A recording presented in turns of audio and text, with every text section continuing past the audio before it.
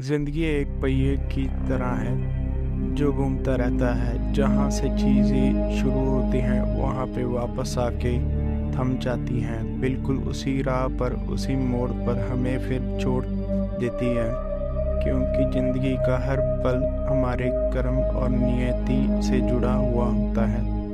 ये कहानी राजस्थान के कोटा शहर से जुड़ी एक सच्ची घटना से प्रेरित किसी के असफल प्यार और प्रतिशोध की है। सपना सलोनी और उनके मासूम दोस्तों की दास्तां है, जो समय के दुष्ट चक्र में फंस गए और उस मोड़ पर आके थम गए जहां मौत उनका इंतजार कर रही थी।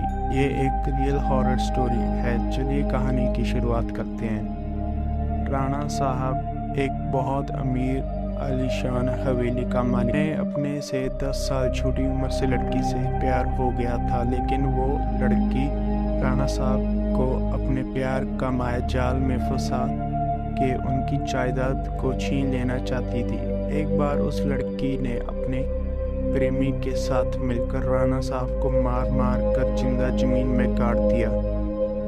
राणा साहब चीखे चिल्लाए, लेकिन उस लड़की ने उनकी एक न सुनी। बाद में राणा साहब ने मरते मरते श्राप दिया कि मैं किसी को नहीं छोड़ूंगा, हर प्रेमी को मार दूंगा। जिस तरह मेरे साथ धोखा हुआ है, मैं हर प्रेमी को मिटा दूंगा, मैं सबको मिट्टी में मिला दूंगा। और राणा साहब की मौत हो गई।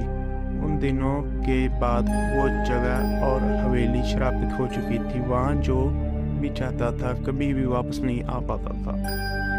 आज भी राणा साहब की प्रेमिका वहां घूमती रहती है। कुछ दिनों के बाद उस हवेली पे एक प्रेम कपल वहां पे घूमने के लिए आए। सपना और रजत, उन दोनों की संगाई हो चुकी थी, लेकिन शादी करनी बाकी थी। सपना अपने घर में किसी को कुछ बताए बिना रजत के साथ आई थी।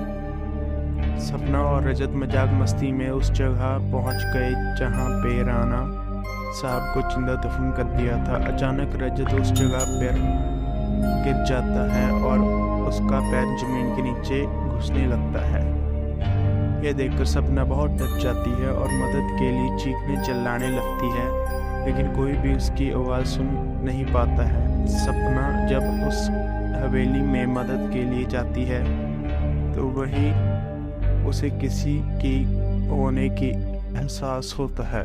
उसी वक्त तुरंत सपना गिर जाती है और कोई उसका पैर पकड़कर उसी जगह पर खींच के ले जाता है जहां राणा साहब को रजत दफना दिया था।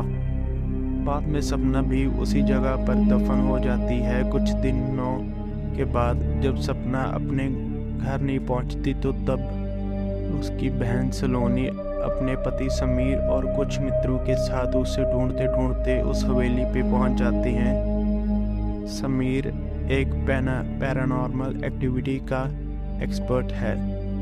जब वो सब हवेली पर पहुंचे तब समीर को पता चला गया कि यही एक किसी बुरी आत्मा का वास है।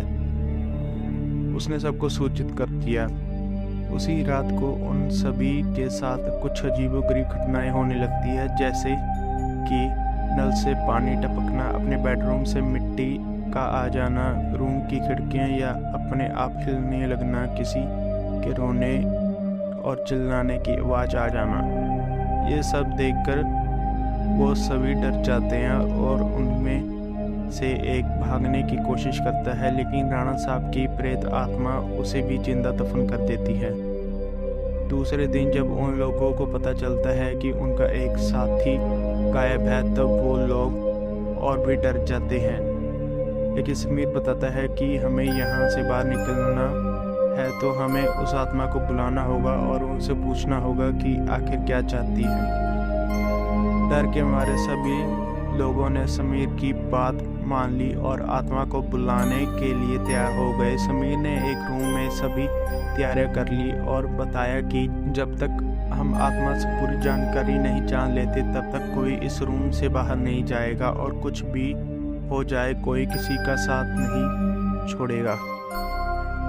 समीर ने तंत्र मंत्र से आत्मा को बुलाना शुरू कर दिया। कुछ ही देर में तेज पवन और बिजली साथ राणा साहब की आत्मा उस रूम में आ गई।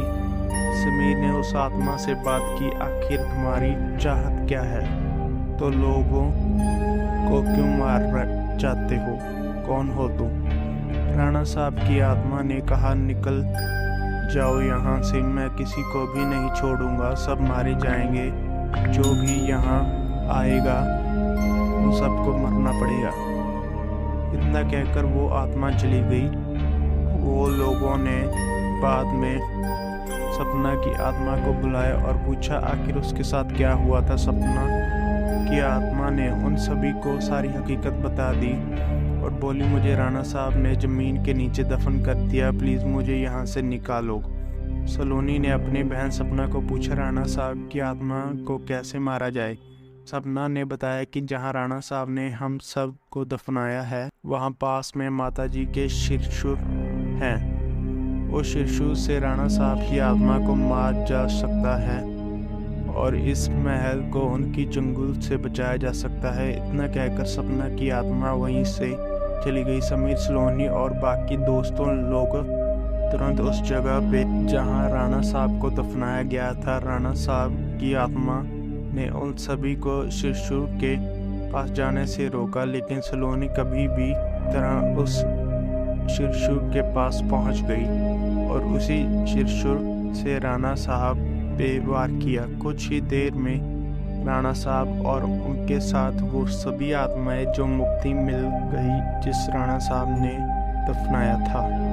दोस्तों, आपको ये कहानी कैसी लगी प्लीज़ हमें कमेंट करके बताएं। इस वक्त मुझे आपके मोटिवेशन की बहुत ज़रूरत है और चैनल को सब्सक्राइब करें ताकि हमारे आगे आने वाले कंटेंट आप तक ज़रूर पहुँचे। Thank you.